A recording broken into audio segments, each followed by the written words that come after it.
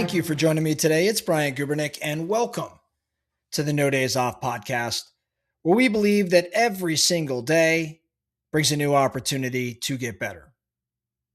In the 1970s, a guy named John DeLorean was a rising star at General Motors.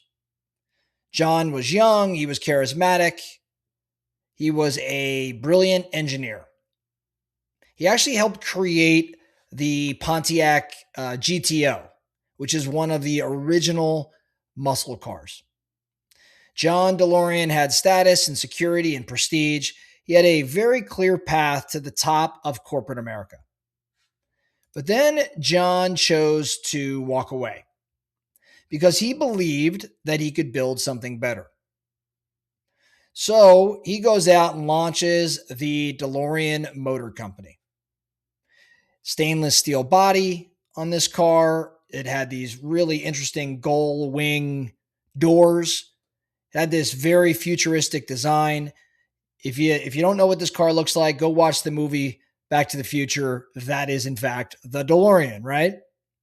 This car was pretty, and it's a real car. I think a lot of people think the Back to the Future car is not a real car. Of course, it's not a car that travels in time, but the DeLorean itself is a real car for sure that sells even still today in car auctions, things like that. But anyhow, the car was pretty ambitious. It was pretty bold, and it was certainly very different.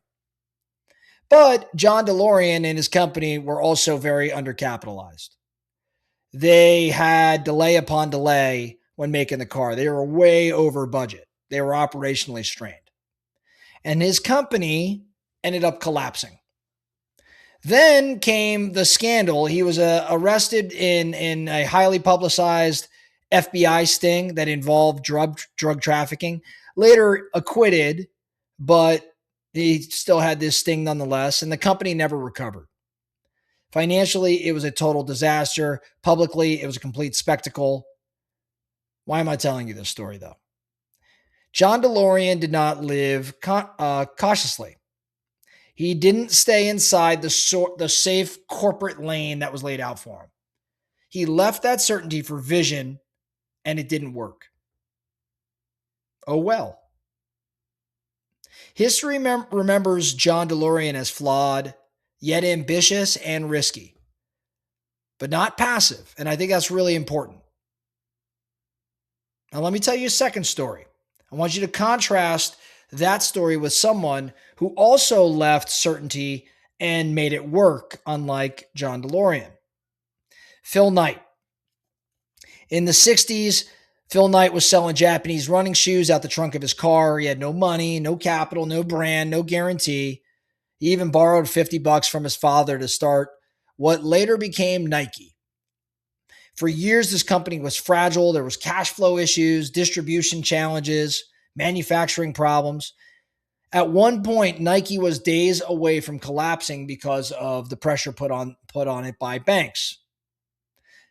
Phil Knight could have said, hey, what if this fails? Or what if I lose everything? What if I embarrass myself? But instead, he kept moving. He innovated. He signed risky endorsement deals. He really leaned into marketing. He doubled down on brand when logic said conserve cash.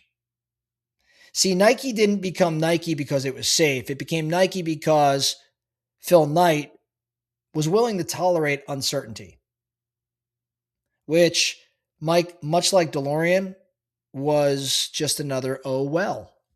What do I mean when I say all this? I think both of these guys left safety and both took risks and both believed in their vision.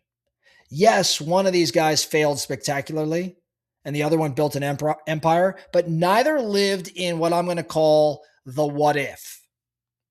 They didn't stay inside the guardrails of comfort. Instead, they leaned into the oh well. See, oh well does not guarantee success, but what if guarantees you playing small. So if you wait until the move is certain or until the market validates it or until the risk disappears, you may never go. And instead you're left saying, what if sometime down the road? versus, oh, well, if it didn't work out. Now, I think there's something even deeper here. Most entrepreneurs don't regret the swings they take. They regret the hesitation. They regret the deal they didn't pursue, or maybe that offer they never launched, even the conversation they may have avoided.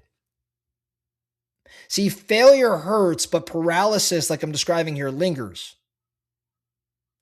The sting of an oh well fades, but the weight of a what if not only never goes away, but it can compound. When you really study the regrets of those that are nearing their final days, almost all of those regrets are what if type of regrets. It's not the oh wells, it's not the failures that they have regret around, it's the what ifs. And those what ifs have compounded over time. It's the weight of that what if. So here's the deal. You do not control outcomes, but you control motion. A life that's full of oh wells, it might include some pretty gnarly scars. But a life full of what ifs, well, that includes what I would call invisible regret. And I think in entrepreneurship, motion, even imperfect motion, I think it beats hesitation every single time. So as we wrap up today, I just want you thinking around this particular message.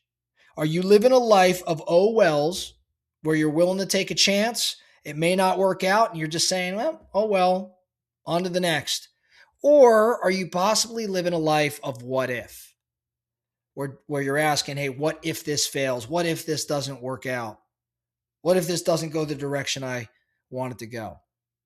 Which one are you? Now, which one would you prefer to be?